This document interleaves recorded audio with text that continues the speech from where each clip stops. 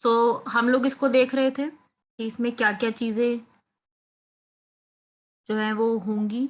सो मैंने आपको बताया कि बाइबल जो है इन्होंने अपनी लैंग्वेज में प्रिंट करनी स्टार्ट करी, मतलब दूसरी लैंग्वेजेस में, बिकॉज क्या होने लगा, इनको पता था कि इंग्लिश रीड करनी तो हर पर्सन को आती नहीं है, तो इनकी लोकल लैंग्वेजेस में इनको पढ़वाते हैं। तो उससे क्या होगा, लोकल लैंग्वेजेस में रीड करेंगे तो हमारे साथ हमें सपोर्ट करेंगे। तो इन्होंने ये काम करना शुरू किया और साथ ही साथ कुछ क्रॉप्स भी इंडिया के लिए ग्रो करनी स्टार्ट की। टोबैको है, चिली है, पाइनएप्पल है, पोटैटो है, ये सारी क्रॉप्स भी इंडिया को ग्रो करनी सिखाई। तो पोर्चुगीज जब भारत में आए, इन्होंने ये सारे काम हमें सिखाने शुरू किए थे। ठीक है ना, ये सारी चीजें याद रखिएगा, ये सारी चीजें इन्होंने की थी यहाँ पर।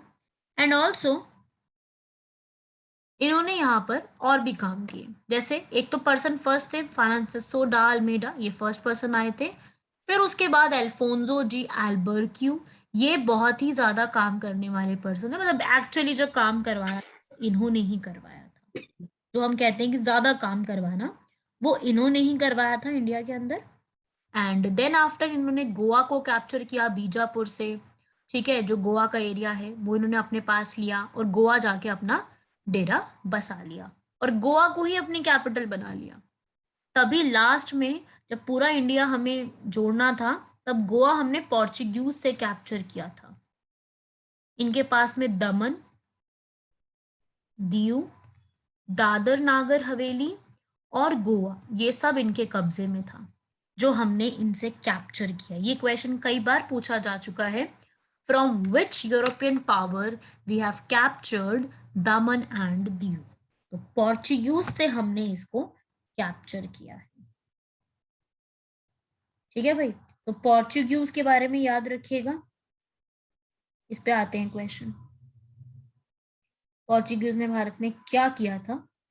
इस पे आते हैं क्वेश्चन कि इनका जब अराइवल हुआ तो इन्होंने क्या क्या चीजें करी थी। तो these were the important points. ठीक है,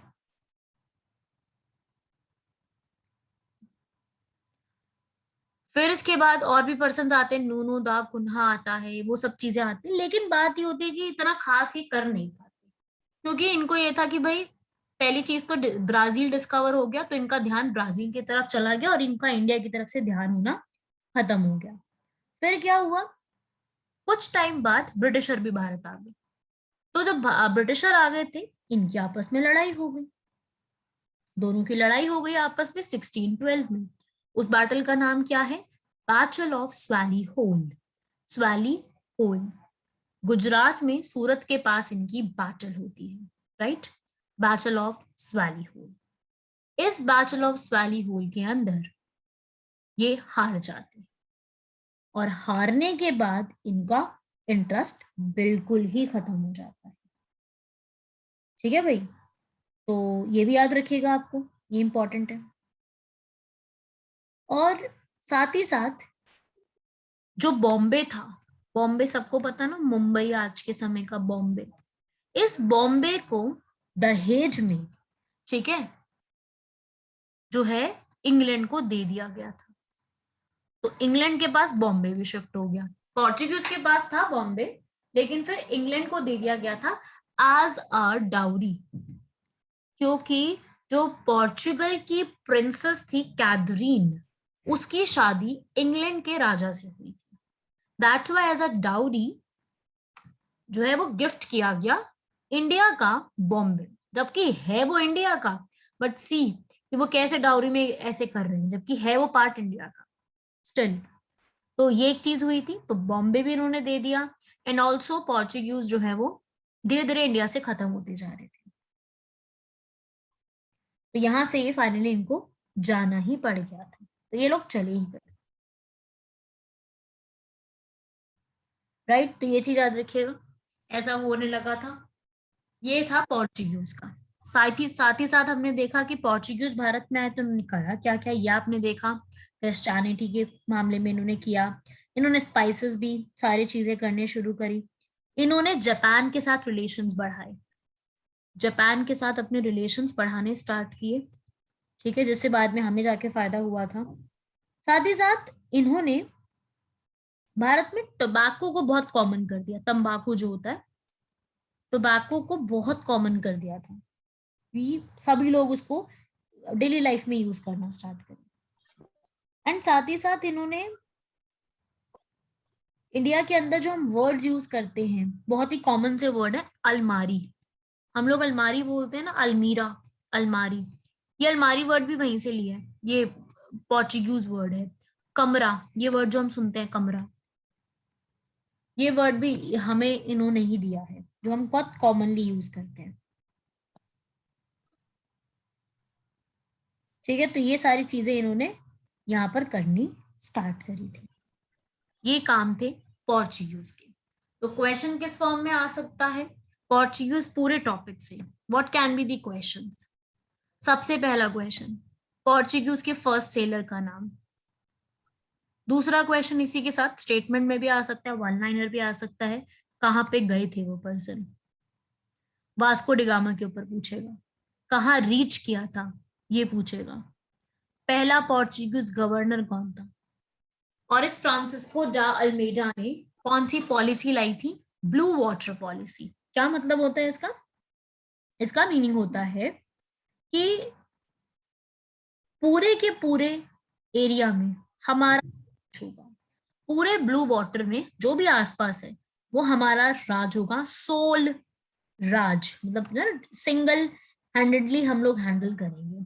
चाहे अपने आसपास का इंडियन ओशन हो, चाहे अरेबियन ओशन हो, अरेबियन सी हो, चाहे बे ऑफ बंगाल है, इन तीनों में इंडिया का ट्रेड होगा।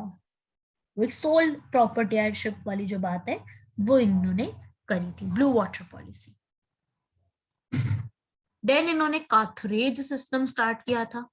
कार्थेज सिस्टम, कार्थेज सिस्टम क्या होता है कि अगर आपको हमारे एरिया में कहीं भी शिप लेके आनी है, अरेबियन सी है या कहीं पर भी आपको शिप लेके आनी है, तो आपको एक लाइसेंस की जरूरत होगी। ऐसा नहीं है कि किसी भी और कंट्री की शिप हमारे एरिया में घुस रही है, घूम रही है शिप। ये चीजें आज भी एग्जिस्ट करती हैं, अपने एरिया में अलाउड नहीं है। अपने एरिया में ये चीज अलाउड नहीं है कि हम लोग यहाँ पर जो है, हम लोग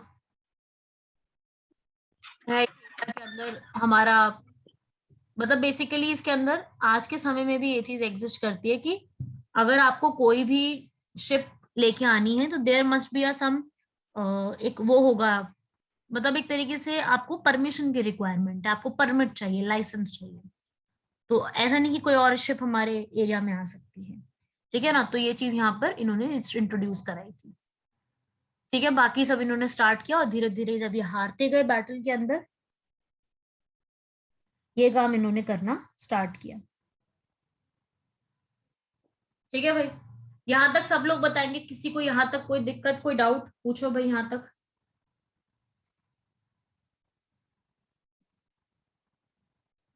मैम अगर क्वेश्चन फर्स्ट से आएगा तो वास्को डी गामा है ना? हाँ, फर्स्ट अगर आता है तो वास्को डी गामा है। और कोई क्वेश्चन किसी को? सही है और नो? टाइप करेंगे भाई सब लोग यस और नो की फॉर्म में, तभी मुझे पता लगेगा कि क्लियर हुआ है या नहीं हुआ है। क्योंकि I can not see you, but you can text you, is it right, are you understanding और not, any doubt? No, no, okay, no doubt. Others, please reply. Be an active student.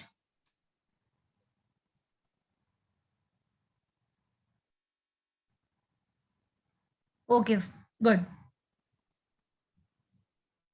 And from the next time please try कि जो आपका original name है ना, आप उससे join करो। समझ नहीं आता, कोई ओप्पो है, कोई रेडमी है, फोन के नाम देखने को मिलते हैं, तो जस्ट ट्राई कि आप अपने ओरिजिनल नेम से, और नहीं भी आपका यहाँ पे ऑप्शन आता है रीनेम करने का, अपने आप को रीनेम करके अपना नेम, एक्चुअल जो आपका नेम है उससे ज्वाइन करना। सो यार हमें भी पता रहे कि कौन से स्टूडेंट को क्या क्या चीज है, कौन से स्टूडेंट ने अटेंड करी है, एक इन्फॉर्मेशन रहे। नाम अपना चेंज कर लीजिएगा, सब लोग रीनेम कर लीजिएगा अपने नेम्स को। whenever you enter the class, rename yourself whatever your real name is.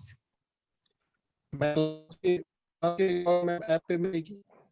Redmi Note 10, आपकी आवाज नहीं आ रही। दोबारा बोलो।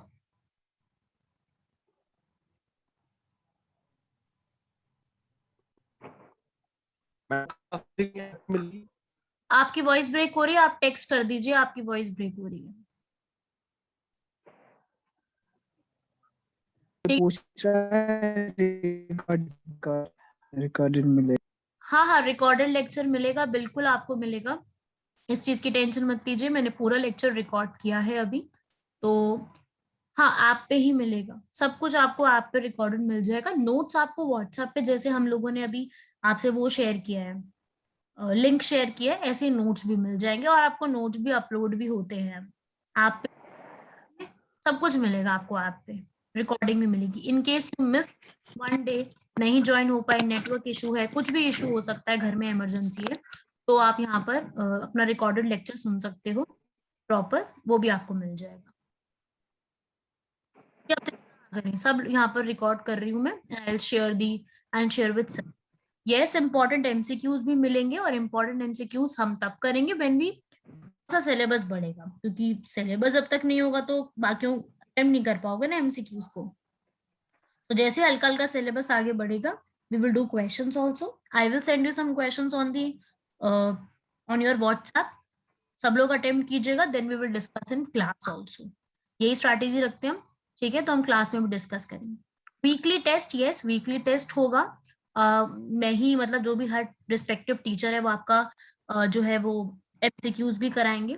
देखिए, दोनों चीजें होती हैं, वीकली टेस्ट भी होता है, एमसीक्यूज भी होते हैं, दोनों चीजें हम करते हैं, क्योंकि सिलेबस थोड़ा ज्यादा होता है ना, तो क्वेश्चन थोड़े ज्यादा प्रैक्टिस करने होते हैं, तो दोनों चीजें होती हैं, क्वेश्चन भी आपको भेजे जाएंगे, आपको उनको अटेंड भी करना है, क्लास में डिस्कशन भी करेंगे, एक स्पेशल सेशन रख के उनको डिस्कस किया करेंगे, बाकी टेस्ट आपका साइड चलता रहेगा, जितना जितना सिलेबस होता जाए। क्लियर है? आप कोई डाउट किसी को इसमें? रिकमेंडेड बुक्स, नोट्स यार बहुत है, जितना है नोट्स मैं आपको नोट्स भी दिखा देती हूँ, ठीक है, और फिर बुक्स के नाम भी बता दूंगी। ये पूरे नोट्स आप लोग यहाँ देख सकते हो, खुद के प्रिपेयर्ड है मेरे सारे नोट्स, एक एक चीज जो है यहाँ पर, एक एक चीज आपको यहाँ पे मिल जाएगी। ये था एक फर्स्ट सेक्शन, मैं आपको और इसमें नोट्स दिखा देती हूँ प्रॉपर कंबाइंड नोट्स, ताकि आपको एक बार सबको पता लग जाए कि हम लोग कैसे पढ़ने वाले हैं। मॉडर्न हिस्ट्री की मैं बात कर रही हूँ, ठीक है, कंबाइंड नोट्स दिखा देती हूँ मैं आपको।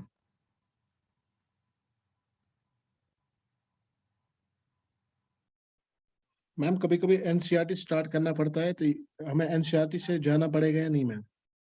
एनसीईआरटी बिल्कुल, ये सब जो मैंने अपने नोट्स बनाए हैं ये सब कुछ एनसीईआरटी से ही हर चीज लेके बनाई है, क्योंकि एनसीईआरटी सबसे इम्पोर्टेंट है आपको पढ़ना, एनसीईआरटी के बेस पे ही सारे पेपर सेटअप किए जाते हैं, तो हम लोग ऐसे ही पूरे तो ma'am ma'am these notes are enough, हम इतना ही अगर पढ़ेंगे तो नोट्स ही बहुत नहीं? अच्छे से अगर आप पढ़ोगे आराम से आप लोग सारे क्वेश्चन अटेम्प्ट कर पाओगे। आप लोग देखो यहाँ पर सारे नोट्स, मैम कभी कभी टॉपिक समझ आता है, लेकिन मैम एमसीक्यू ऐसे ट्विस्टेड आता है, तो फिर वो प्रॉब्लम हो जाती है मैम कभी। वो हम करेंगे प्रैक्टिस, उसी की तो प्रैक्टिस बेसिकली करनी, कि कॉन्सेप्ट तो कर लिया लेकिन एमसीक्यू सॉल्व नहीं हो रहे।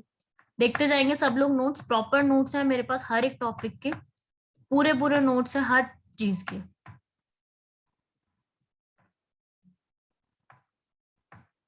ठीक है, ये फर्स्ट पार्ट था। इसके बाद गांधी जी की एंट्री होती है, तो मैंने गांधी जी का अलग से बनाया हुआ तो है। यही मैम, मैं आप पीडीएफ शेयर करें मैम, फिर वही हम मैम उसी नहीं तो हम पैरे डाउन करके नोट्स बनाएंगे ma'am.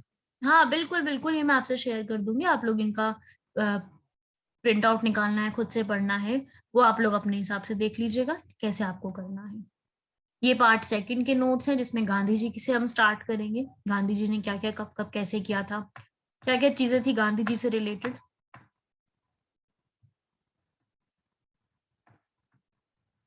Jallianwala Bagh, non cooperation movement, non cooperation movement के सारे इंपॉर्टेंट पॉइंट्स जो एग्जाम में पूछे जाते हैं। नॉन कॉपरेशन मूवमेंट हो गया, कौन कौन से पर्सन्स का क्या रोल था, Simon Commission, Nehru report, Motilal Nehru क्या उन्होंने बातें कही, civil disobedience most important topic, बहुत क्वेश्चंस आते हैं इस टॉपिक से।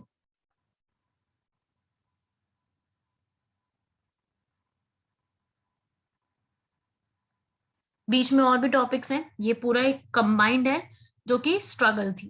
बीच में और भी अपने टॉपिक्स आएंगे, जैसे कि रिवॉल्यूशनरी मूवमेंट्स होगी, भगत सिंह चंद्रशेखर आजाद के बारे में, tribal movements, non tribal movement, थोड़े बीच बीच के टॉपिक्स और भी हैं, ठीक है, वो मैं आपको मिसलेनियस में कवर अप करवाऊंगी। तो ऐसे हम मॉडर्न हिस्ट्री कवर अप करेंगे, ठीक है भाई। ये हमारी स्ट्रैटेजी रहेगी to cover up the modern history.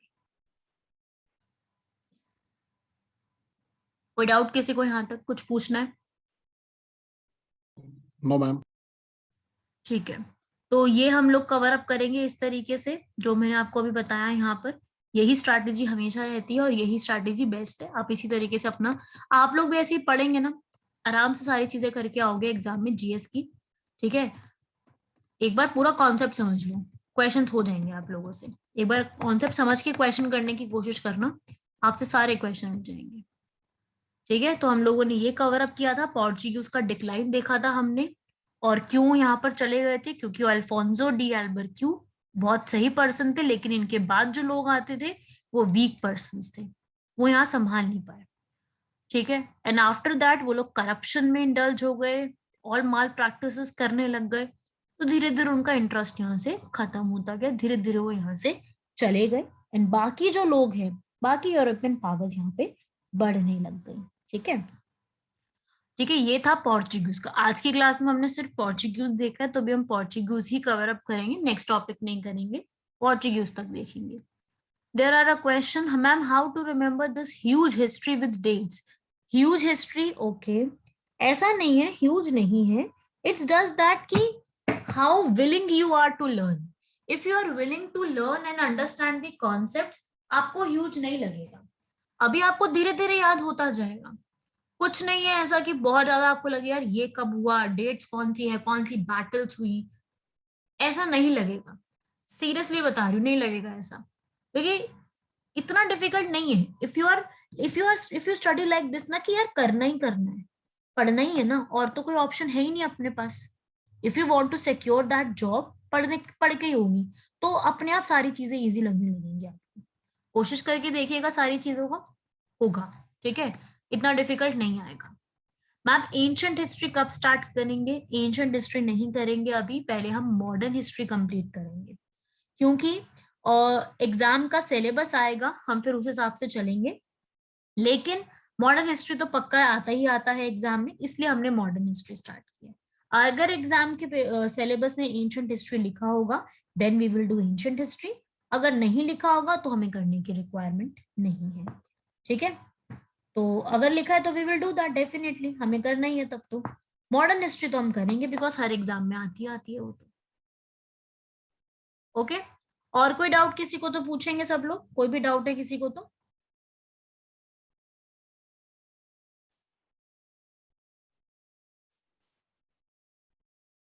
No doubt, बाकी सब भी रिप्लाई करेंगे सो दैट हम लोग आराम से क्लास ओवर कर सके। कोई डाउट नहीं है किसी को तो?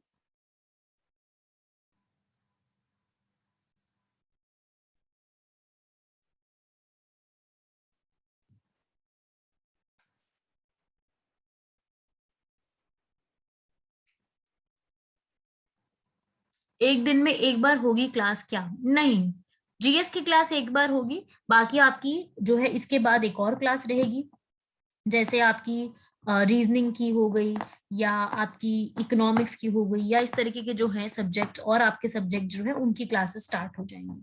मैथ्स की होगी, क्वांटिटेटिव एप्टीट्यूड हो गया, इनकी क्लासेस आपकी स्टार्ट रहेंगी। आज जस्ट आपके पास एक तरीके से डेमो कह लो, या आपको एक तरीके से ये प्रोवाइड था, तो आज मेरी क्लास थी। साइड बाय साइड आपकी डेली क्लासेस होंगी, दिन में 2 या 3 क्लासेस होंगी आपकी, ठीक है। हाँ, फिक्स टाइम टेबल भी आपको बिल्कुल यहाँ मिलेगा, हम लोग स्टूडेंट से ही डिस्कस करेंगे, सब स्टूडेंट से, कि what can be the timing of the class, तभी हम एक टाइमिंग डिसाइड कर पाएंगे। मैम दिन का क्या क्या टाइमिंग है क्लास का? 5:30 6:30 के बाद ही रहेगा, 5:30 6:30 टू 7:30, कुछ ऐसी ही टाइमिंग्स आपकी रहेंगी। टाइमिंग हम एक बार ना एक मीटिंग और करेंगे, जिसमें टीचर्स भी सारे होंगे और स्टूडेंट्स भी सारे होंगे, जिसमें हम लोग डिसाइड कर लेंगे कि what will be the suitable timings, और फिर आपको टाइम टेबल बना के सेंड कर दिया जाएगा।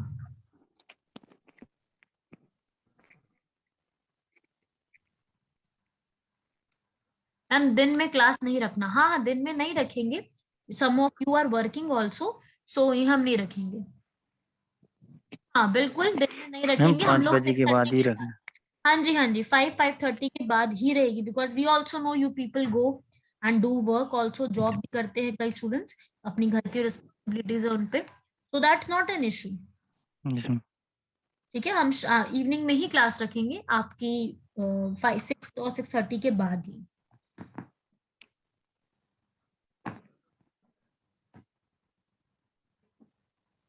ठीक है भाई, यहाँ तक क्लियर है, फिर क्लास ओवर करते हैं। सबको क्लास में क्लियर था सब कुछ? How was the class?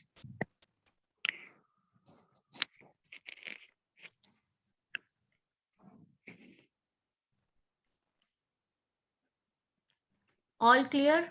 Okay, yes ma'am. Fruitful, fine. चलिए फिर ओवर करते हैं फिर क्लास को, यहाँ तक सबको क्लियर है तो नेक्स्ट क्लास में मिलते हैं। नेक्स्ट क्लास में इसके आगे का हम लोग जो है पोर्चुगीज के बाद का जो टॉपिक है, we will continue that. Okay then, bye everyone, thank okay you ma'am. So much. Recorded lecture आपको अपलोडेड मिल जाएगा, जिसका जो छूट गया हो, कुछ भी है मिस आउट हो गया हो, they can see with that recorded lecture. Ma'am हाँ जी, मैम कब मिलेगा?